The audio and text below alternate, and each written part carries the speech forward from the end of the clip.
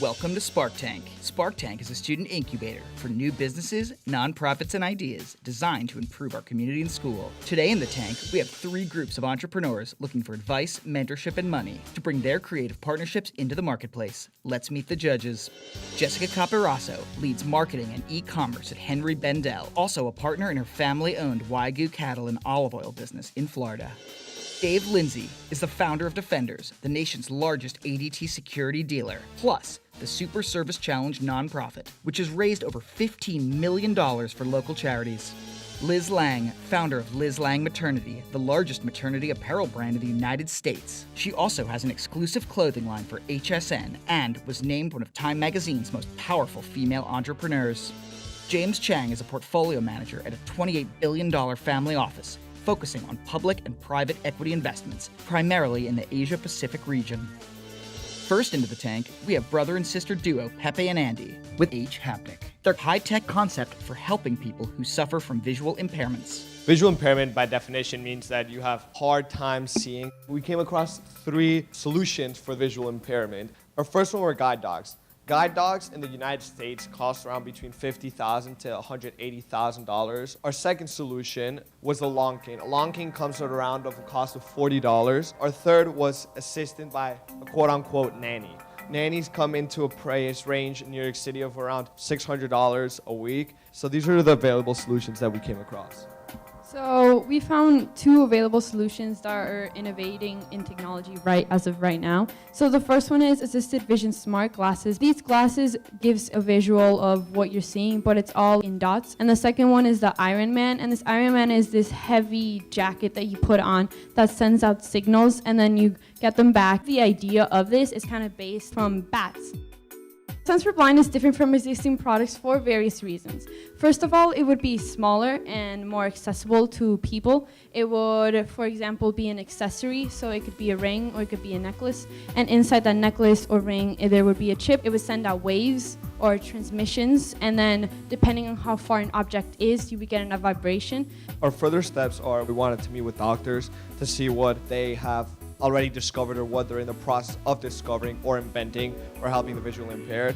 As of now, we do not need any money. What we do need is some advice. I think the first thing that anybody who's developing a product should do is really get to know the person who will be using that product. And so I think you're right on when you say that you're going to do more research and talk to doctors, and maybe they can point you in the direction of patients that they have that are dealing with these issues, so that you can really build the right plan to address their everyday needs. Yeah, to echo that, I really recommend talking to some folks that are visually impaired.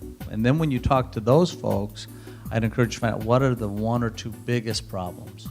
Because fixing everything at once, you're really talking about a broad technology, so the more focus we can find on one particular need would be some advice I'd have for you. I was thinking from a marketing point of view, once this product is ready, you could think about partnering with some existing jewelry brands or watch brands, or and maybe embedding your chip in existing items that people might really want to wear, and it's also just good marketing.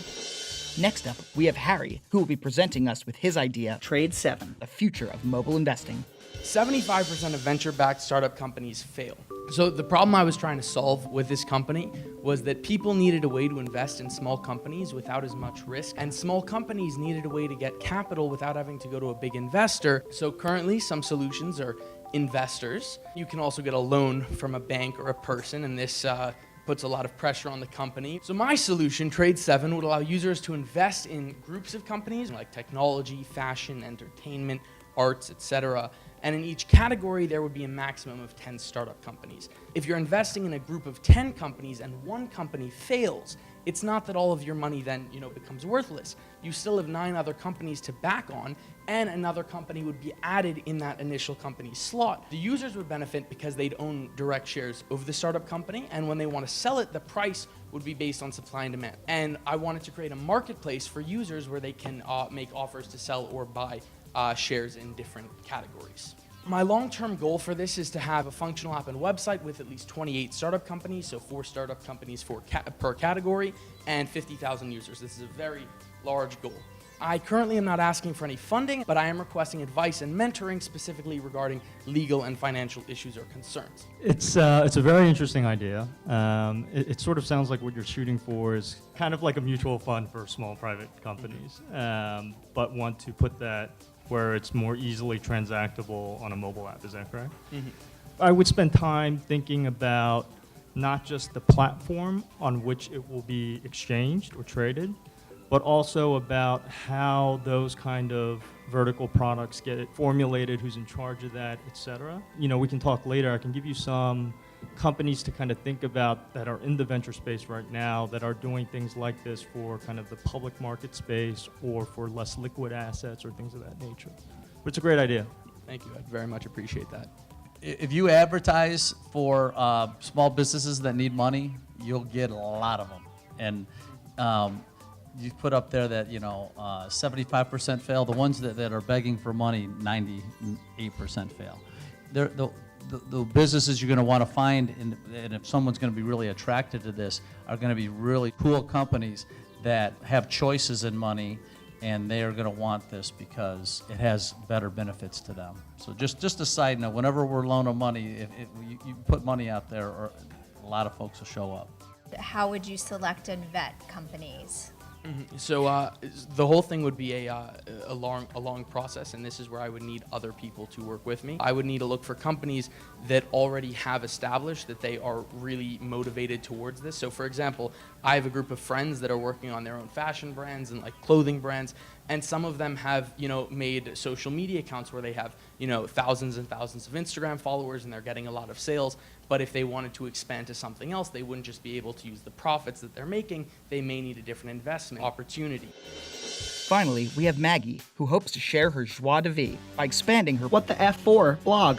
Everything began with my passion for my four, what I call Fs, which is food, fitness, fashion, and flight, which is travel. A lot of blogs cover one of these topics, but I haven't been able to find one that covered all four. Before this, I had a couple smaller blogs, New Forker, which was just a food blog, and then also ML Destinations, which was just travel. So then I decided, why not combine all these? My current focus is to target females age 15 to 45. Also to use affiliates to build traffic on my blog. I also would like to attempt to monetize the blog through collaborations and advertisements, for instance, showcasing or promoting or referring to certain products or companies on my blog.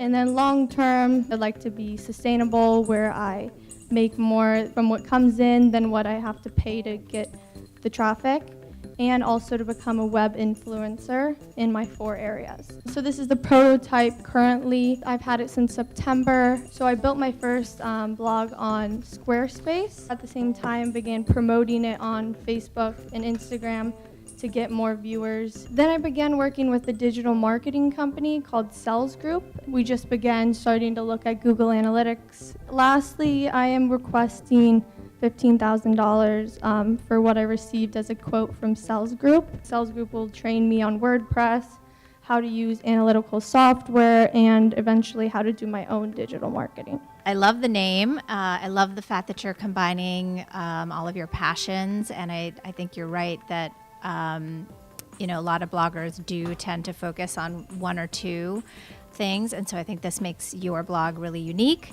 There are a couple of different companies out there that are basically talent reps for bloggers. One is Digital Brand Architects, and I can definitely put you in touch with them. We've found a lot of bloggers at Henry Bendel that way. The $15,000, did they give you sort of a time span? Like, how long will that last you? Like, will they, what kind of a contract is it? Yeah, I believe phase 1 and 2 were able to be done within 3 to 6 months, and we've already kind of started phase 1, so it should be done probably by the end of the year. And all for $15,000? Yeah. Yeah, I don't know much about women's fashion, travel, or any of the four Fs. But I will say this, though. I think the name is great. I think it sticks. And I think, I'm going to remember this name. Thank you.